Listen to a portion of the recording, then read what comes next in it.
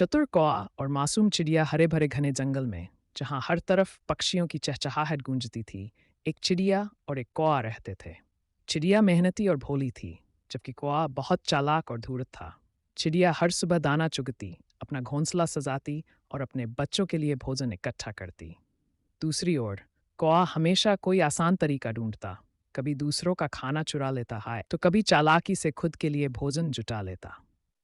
एक दिन कौए ने देखा कि चिड़िया ने अपने घोंसले में बहुत सारे दाने इकट्ठे कर रखे हैं। उसने सोचा, अगर मैं भी मेहनत करूं तो इतने दाने इकट्ठा कर सकता हूं, लेकिन जब बिना मेहनत के मिल सकता है तो क्यों परिश्रम करूं।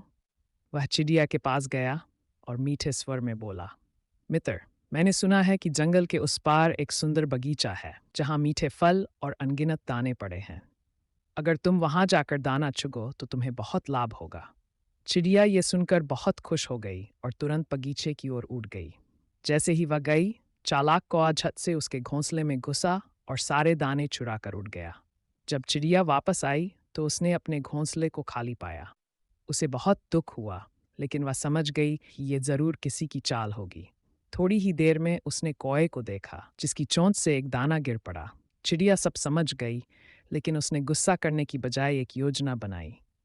वह कौए के पास गई और मुस्कुराकर बोली, मित्र, तुम्हारा बताया हुआ बगीचा सच में अद्भुत था।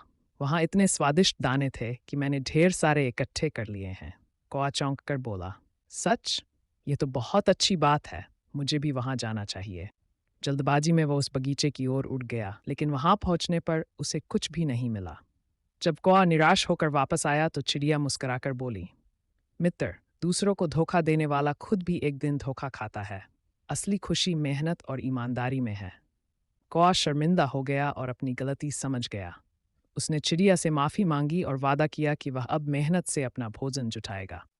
उस दिन के बाद कौआ और चिड़िया अच्छे मित्र बन गए और साथ मिलकर मेहनत करने लगे। शिक्षा। ये कहानी हमें सिखाती है कि धोखेबाजी से मिली सफलता ज्यादा दिन तक नहीं टिकती, लेकिन सच्ची मेहनत और ईमानदारी हमेशा फल देती है।